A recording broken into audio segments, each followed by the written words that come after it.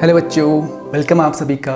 और आज हम शुरू करने वाले हैं chapter number 3, that is metals and non metals. तो चैप्टर का नाम है जैसे कि मेटल्स एंड नॉन मेटल्स। तो सबसे पहले आपको ये मालूम होना ज़रूरी है कि मेटल्स और नॉन मेटल्स हैं कौन, उनको पहचानना है आपने पहले। तो जैसे कि मेरे पास इतने सारे एलिमेंट्स हैं, हाइड्रोजन, लिथियम, सोडियम, पोटेशियम, इतने सारे एलिमेंट्स, उनमें से कौन से मेटल्स हैं, कौन से नॉन मेटल्स हैं। एक तीसरी कैटेगरी भी आती है, दैट इज़ मेटेलॉइड्स, जो उन दोनों के एकदम बीच में है। ठीक है, उनके बीच में रहेंगे एकदम, वो उनको बोलेंगे मेटलॉइड्स। तो पहले हम बात करेंगे position of the metals and the non metals in the periodic table, जो मैंने ड्रॉ की हुई है एक सिंपल सी।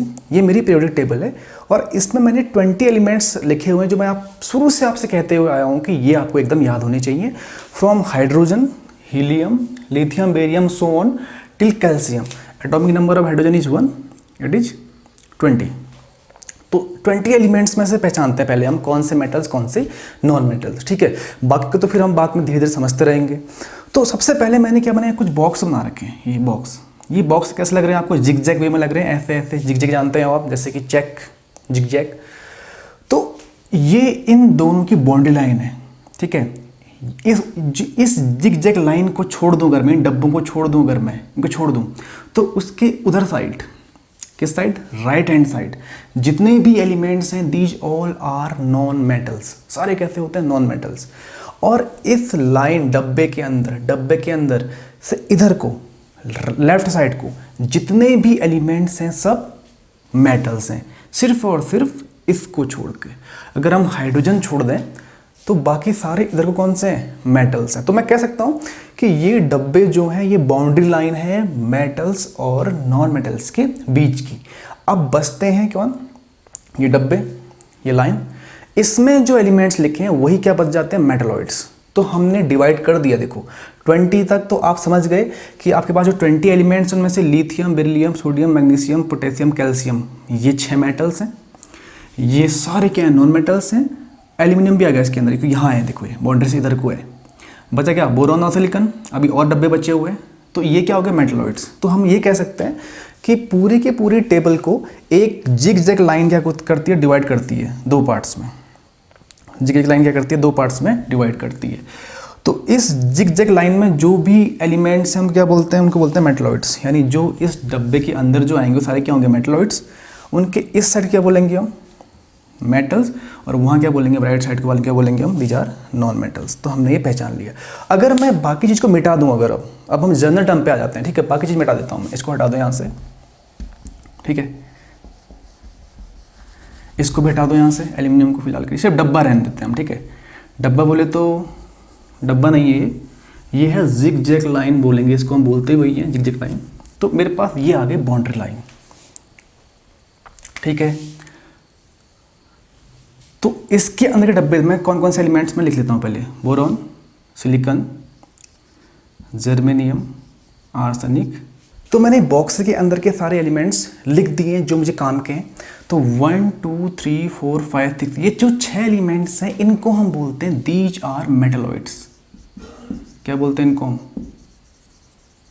इनको बोलते हैं मेटलॉइड्स। क्या नाम दिया गया इनको, मेटलॉइड्स नाम दिया गया।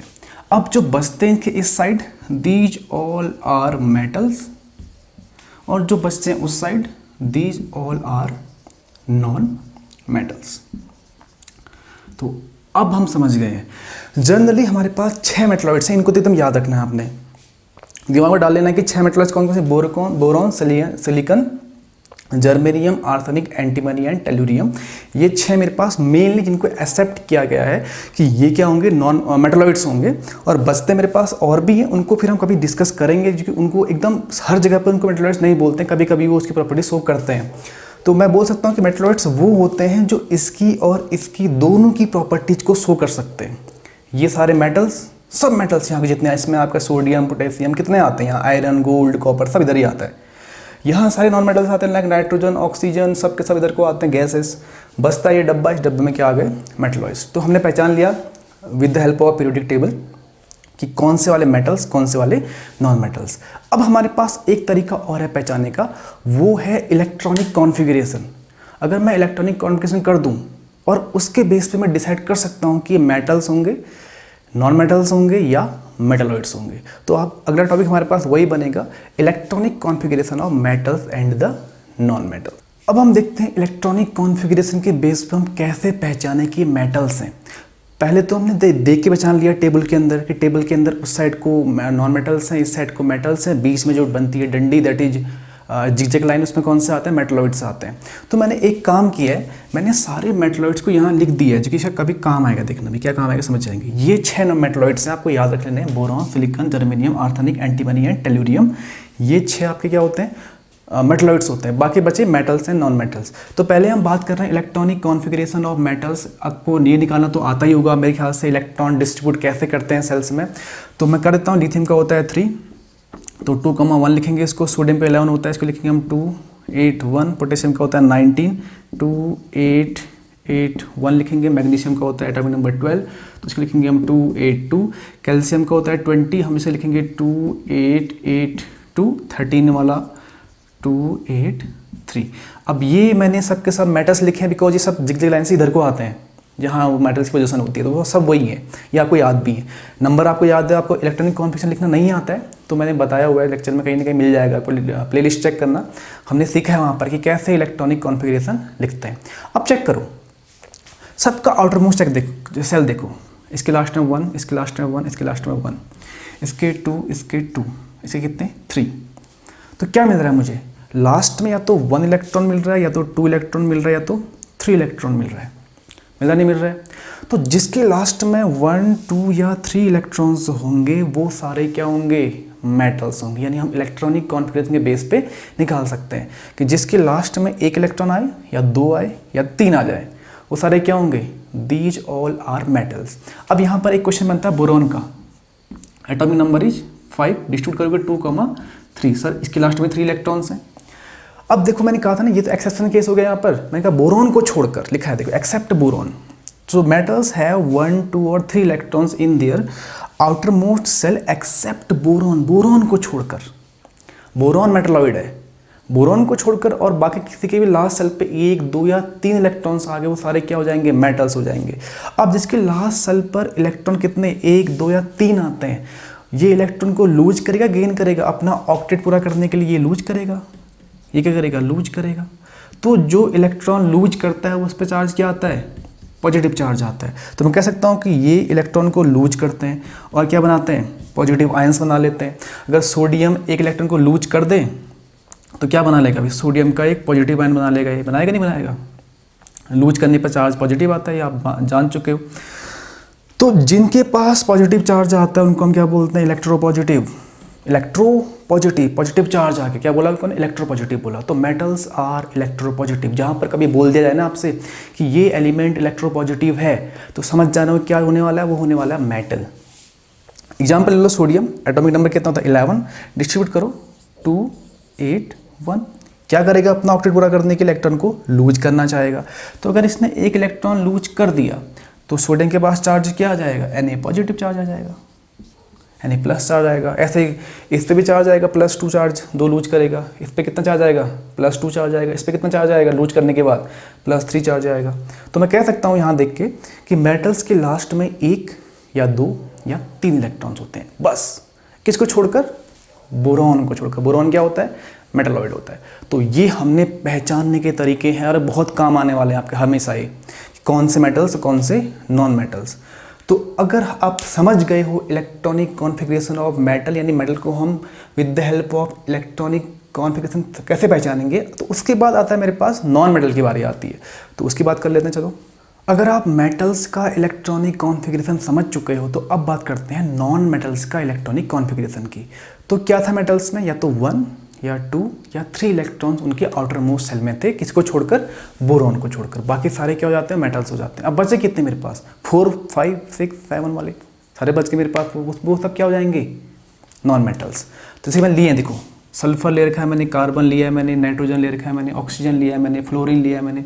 डिस्ट्रीब्यूट करो तो कार्बन क्या करोगे आप, 2,4 लिखोगे डेफिनेटली। सल्फर क्या लिखोगे आप, 2, 8, 6 लिखोगे। क्लोरीन क्या लिखोगे आप, 2, 8, 7। क्या लिखोगे इसको आप, 2, 8, 7। 17 तक नंबर तो क्या होगा, 2, 8 and 7। Nitrogen 2,5।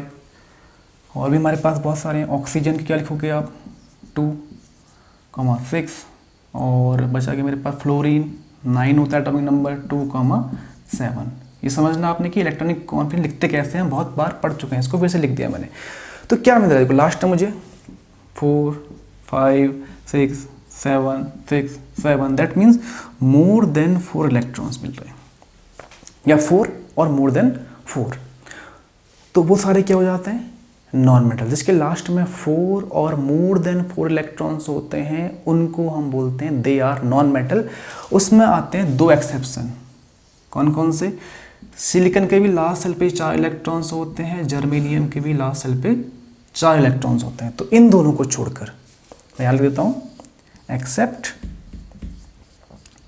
Silicon and germanium, इन दोनों को छोड़कर, सिलिकॉन और जर्मेनियम क्या है, नॉन मेटलॉइड्स हैं, इन दोनों को छोड़कर किसी के भी लास्ट सेल में अगर 4 और मोर देन 4 इलेक्ट्रॉन्स हो तो क्या बोल देना है उनको आपने, दीज आर नॉन मेटल्स। मैं कह सकता हूँ कि carbon is non metal, yes, last में 4 इलेक्ट्रॉन्स हैं। Nitrogen is non metal, yes, more than 4 है। 6, लास्ट में 6, यस, नॉन मेटल है, नॉन मेटल है, नॉन मेटल है और नॉन मेटल। ये सारे क्या हो जाते हैं अब, नॉन मेटल। अब आप समझ जाओगे कि कौन होता है मेटल, कौन होता है नॉन मेटल। एटलीस्ट फर्स्ट के 20 एलिमेंट्स में तो आप आराम से डिस्क्रिमिनेशन कर सकते हो कि these are metals and these are non metals. तो अब जब किसी के लास्ट सेल पर इलेक्ट्रॉन ज़्यादा होते हैं, मोर देन 4 इलेक्ट्रॉन्स होते हैं, वो क्या करेंगे नॉर्मली, गेन करेगा। कौन क्या करेगा, एक इलेक्ट्रॉन गेन करना चाहेगा ना, ये देखो, ये भी गेन करना चाहेगा 1 इलेक्ट्रॉन, ये 2 इलेक्ट्रॉन गेन करना चाहेगा, 3 इलेक्ट्रॉन गेन करना चाहेगा। ये तो शेयरिंग करता है, ये तो एक्सेप्शनल केस हो गया, सबसे बढ़िया केस। इसके बाद पूरा चैप्टर ही आपका, कार्बन के बाद पूरा चैप्टर ही है। ये तो सबसे यूनिक एलिमेंट है, इसके लास्ट में एग्जैक्ट 8 होने चाहिए, लास्ट में 8 में से कितने एग्जैक्ट हाफ हैं, 4 और चाहिए। तो क्या करें, लूज करे, गेन करिए, हमने क्या पढ़ा था, देश शेयर करता है। तो कुछ को छोड़कर हम जनरली ये कह सकते हैं कि जो नॉन मेटल्स होते हैं वो जनरली इलेक्ट्रॉन को गेन करना चाहेंगे। जैसे कि देखो, ऑक्सीजन के लास्ट में 2,6 लिख सकते हैं ऑक्सीजन को, बिकॉज एटॉमिक नंबर कितना होता है उसका, 8 होता है, 8 ही होता है ना एटॉमिक नंबर ऑक्सीजन का, यस 8 होता है। अब ये क्या चाहेगा, अपना ऑक्टेट पूरा करने के लिए 2 इलेक्ट्रॉन को गेन करना चाहेगा। तो अगर ये 2 इलेक्ट्रॉन को गेन कर दे, कौन, ऑक्सीजन, तो अब इस पर चार्ज क्या आएगा, गेन करने पे चार्ज क्या आता है, नेगेटिव चार्ज। इलेक्ट्रॉन गेन करना मतलब नेगेटिव चार्ज गेन कर लिया। कितना नेगेटिव चार्ज गेन किया, 2। तो O के पास क्या चार्ज आ गया, 2 नेगेटिव। तो चार्ज नेगेटिव आया तो मैं कह सकता हूँ कि नॉन मेटल्स आर इलेक्ट्रोनेगेटिव।